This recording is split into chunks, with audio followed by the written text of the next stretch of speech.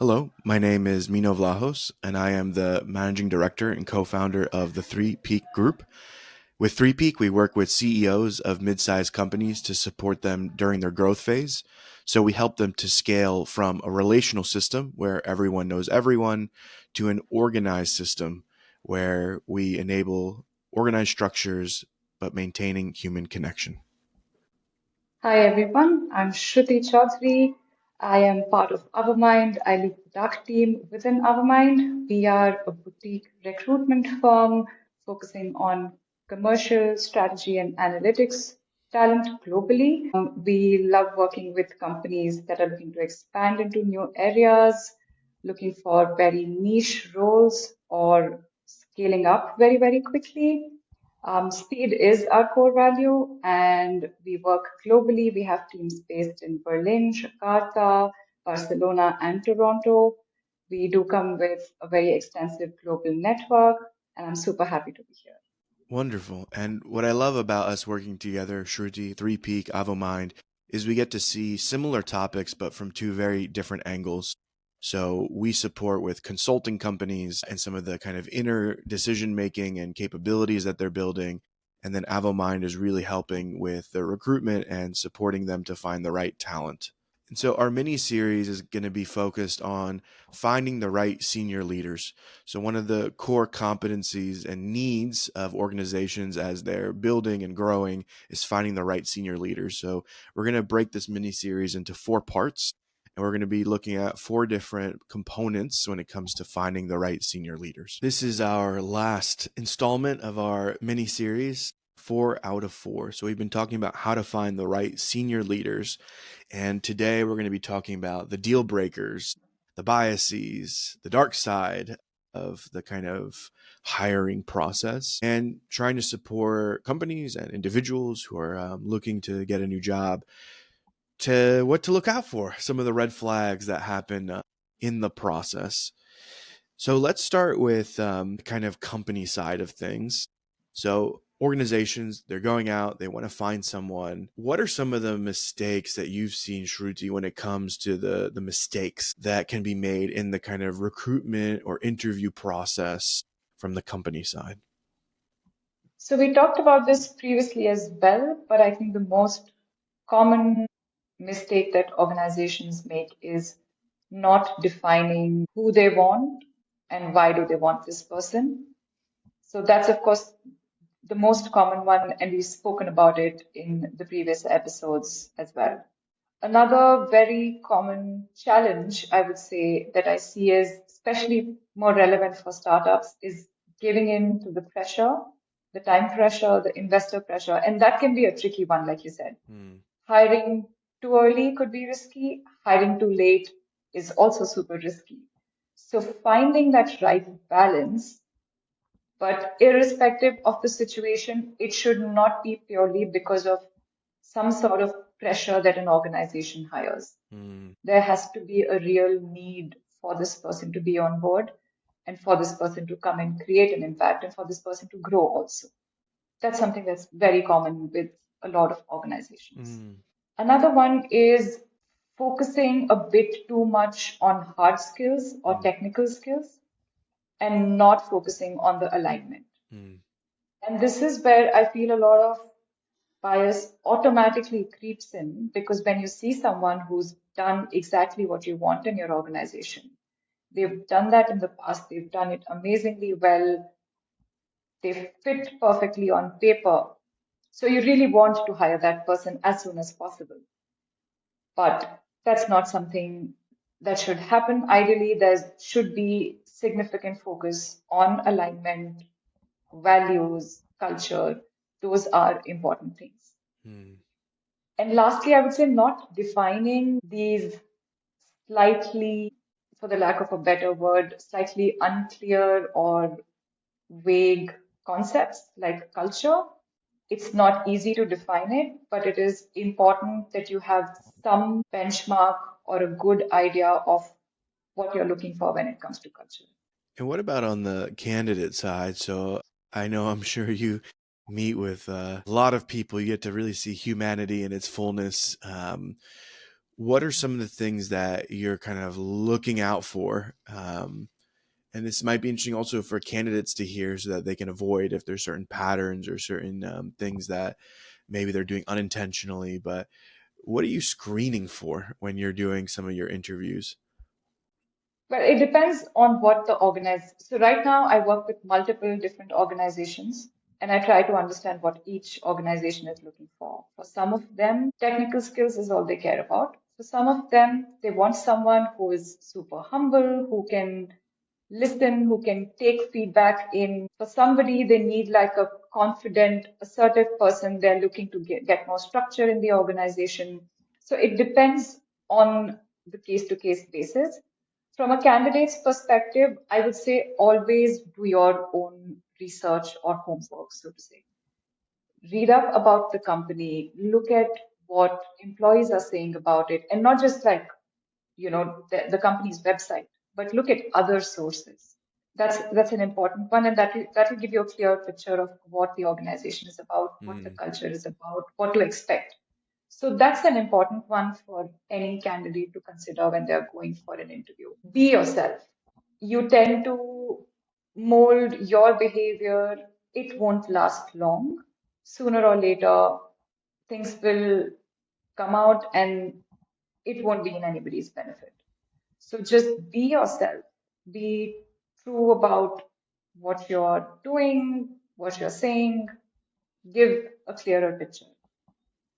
Um, General characteristics for me, being open and open about your mistakes that you've made in the past. Nobody's perfect. I don't think the organizations that are hiring are also looking for like 100%, except the unicorn roles, of course. But so it's important that you kind of own up to your past experiences, mistakes, take responsibility. Don't badmouth other people, other organizations. That's very, very common mm, in the, and that happens unknowingly for a lot of people. They tend to take situations, go into depth, and that does not give a good impression at all. mm. That's definitely one of those. Are there like red flags, deal breakers that you're like, okay, this is just we're gonna end this process. Like this is not the right person, right? Not the right candidate. Not asking questions, a very common one. Mm, If you come into an interview, you just listen, all hunky-dory, smiley. You didn't ask one single question, probably not the right fit. Or too much focus on aspects like compensation or, will I get travel reimbursement or not? I'm not saying these are not important. You should definitely touch upon these topics as well. But these should not be the only topics on your mind when, especially for a leadership role, no. you're speaking with someone. And that's, again, a fairly common one to look at.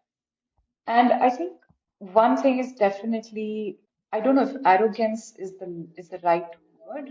And of course, like you said, everything should have a benchmark. Hmm. So there can be a very thin line between being confident, assertive, and being arrogant. And it's important for the person to have some level of respect for whoever they're speaking with and in general. Yeah, I mentioned this in the last kind of mini episode we had where I spent a lot of time in executive assessment. So I worked a lot kind of assessing people. And one of the things that I had developed at the last company I was at before I started my own consulting company was I basically was looking at what point is this person's contribution versus the risk. Like is there too much risk in hiring an individual? And one of the kind of key things that I was looking for in like when I would say I do not recommend this candidate, I do not recommend this leader for hiring for promotion is, and I try to kind of find a way to explain this when we're like in our day-to-day life and we're, let's say, a little bit more relaxed or it's like a weekend, we have something called a personality. A personality is basically behaviors we tend to repeat or values we tend to kind of try to go for again and again and again. and we all have these different spectrums of personality. So oftentimes, like in the last episode, we were talking about like what do you look for, and I was like, oh, you could do an assessment of personality and see if that personality is a good fit. That's a bit half of the picture because our personality is just one side of how we behave. There's also how we behave under stress. Stress tends to completely change how we behave and how we kind of operate. And so, one of the ways that we see leaders fail, and we call it they kind of derail, is that they start operating under stressful conditions and their personality seems to completely change. And so, you say, like, I've had people say, like, who's the real person? I'm like, well, they're both the real person. Just one is like when they're not stressed, and one is like when they are stressed, it's still the same person, the same brain, the same still like executive function, but stress for all of us warps how we're able to actually function. So one of the things that I really look at is first is how does someone manage their emotions and their stress. So this is like a key component of leadership because if you don't get chronically stressed, then we won't see stress behaviors arise, or if you're able to regulate or manage your emotions. So again, this old world, old school corporate thing of like hide your emotions, control your emotions. I don't have emotions. For me, that's an instant like deal breaker because if you say I don't have emotions, it said then you have no self awareness of what's happening within you on a biological, physiological level, and I do not then trust that you can actually regulate your stress or even you're even aware that you're stressed.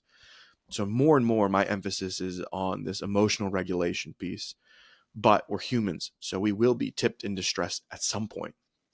And then the question is under stress, how severe is someone's reaction under stress and what types of stress responses and stress behaviors come out? And I think that's a very important part of the assessment process. And that's where I would say there's like the deal breakers start to come out. And I have a question for you over there. Are there some tools or practices that I can use as a recruiter to evaluate this aspect? How is a person going to react to stress? So short of doing there's some really nice testing, you like again personality tests that approximate this. I would ask some questions around like what are some of the intentional practices they have around stress management, and if they don't have intentional practices, then you start to be like, okay, so someone's not, they don't have certain tools because these are skills that are developed over time.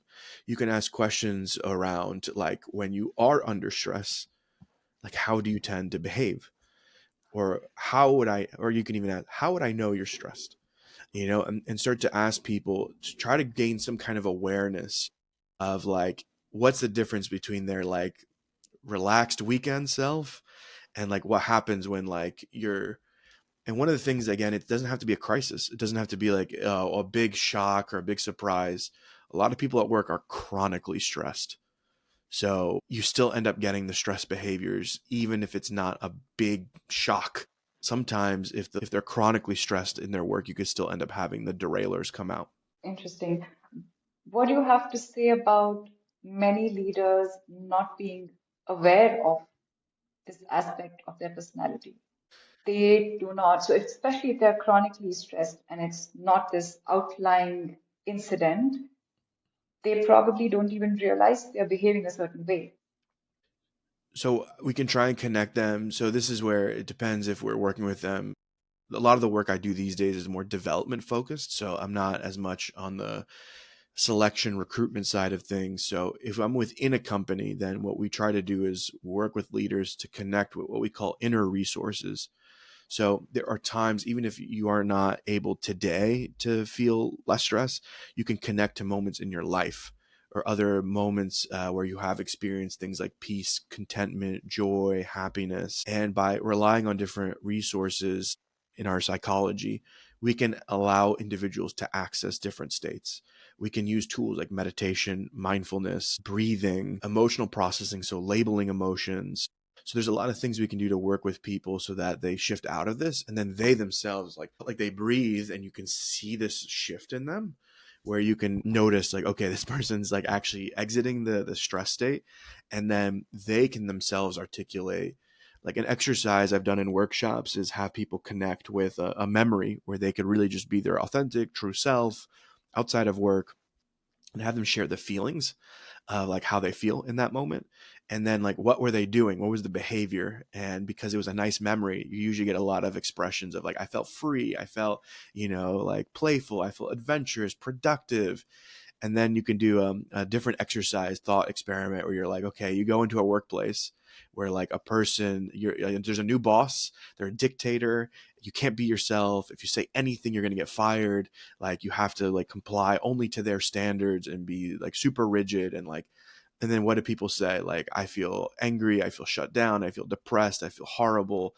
How would you be at work? I would quit, I would do a strike, I would like make many mistakes. Like, so there's like, it's a very intuitive process where people can start to identify like their stress versus their non-stress. And though if we're not talking on a selection recruitment side of things, like yes, I would screen for, and like I don't know if it's harsh, but like if like right now I have my own company, I'm the founder of my own company.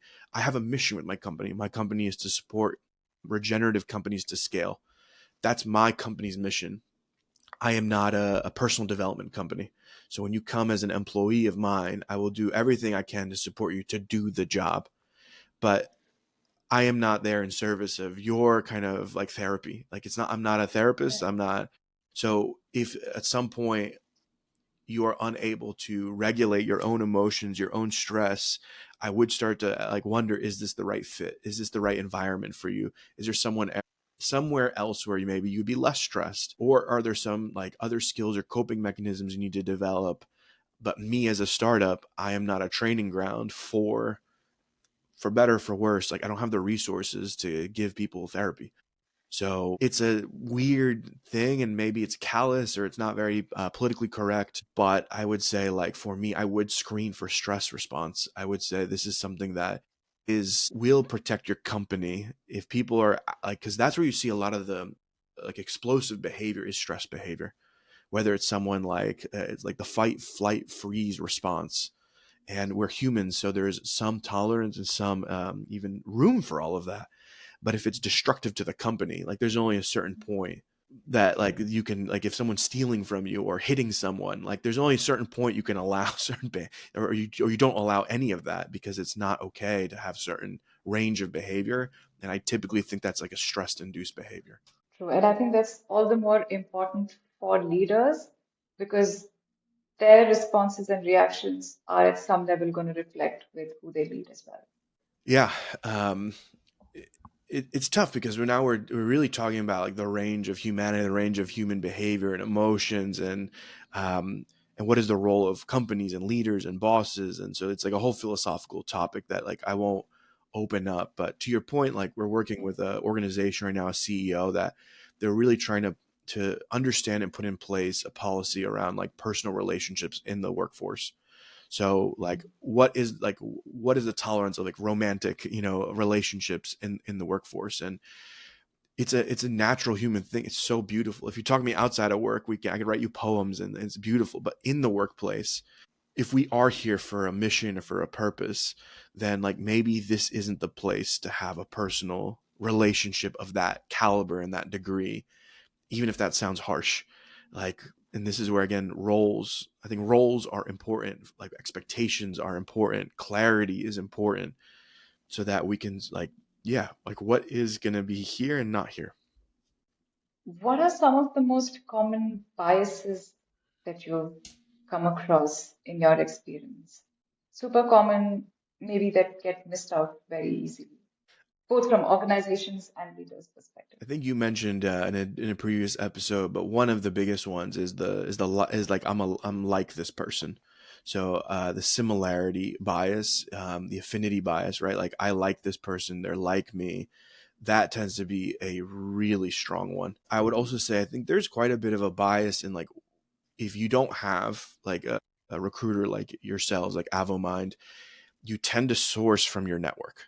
And that also tends to be a big bias because it ends up being a similar thing where you end up just hiring people from very similar backgrounds as yourself or similar wealth, income, personality. So you replicate and duplicate like yourself many, many, many times within the organization as a founder or CEO.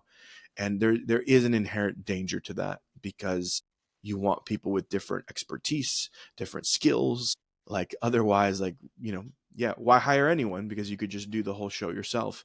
Like you really want diversity of backgrounds and thinking in your organization, even from like a risk management standpoint. Just make sure like we can see and anticipate things because someone has a voice that's different than mine. So we Absolutely. need this kind of element.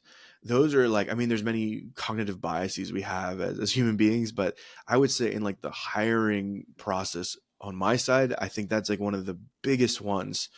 So when you put in structure, when you put in some like data, like you should look at things, especially as you get larger. So I've worked with like consulted some large organizations, and you can start to see like if they have like a 10-step process.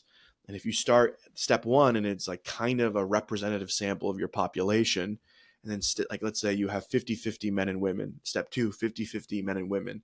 But step three, it goes 95-5, 95% men, 5% women. Then like there's something that happened in step three that I would question, like what happened in that moment in time. So Right. it's important to look for biases because ultimately like you're not going to get the best talent if there's steps of the process that have biases. So your company as a whole might not have a bias, but even steps might have, or the way you write the job description. Like we've seen that like gendered language in job descriptions drastically impacts who applies for the role. So there is a Wow. lot of, I think, nuance that needs to be paid attention to if you want to get the best people for your organization. Yourself, Right. what biases do you see? I think the recency bias is also a very common one. When you speak with a person, what they've done most recently kind of always takes more importance or carries more weightage in your evaluation as compared to what they've grown from or what they've experienced in the past. So that's very, very common. A lot of organizations also have biases towards pedigree or backgrounds. That's a very common No. one, especially if you go to big corporates. A certain university or certain companies, they want to do the copy paste as it is, right? Like just bring this person from there to here and this person can solve for it. That's very common. And I think that also kind of affects opportunity for a lot of people. I think, yeah, these are some of the common ones that I've come across. And what helps me at an individual level is to articulate and document things in as much detail as I can, leave it aside for a little bit, and come back maybe sometime later Yeah. and review it. And you'd automatically have a more logical or a more rational thought to get to the solution.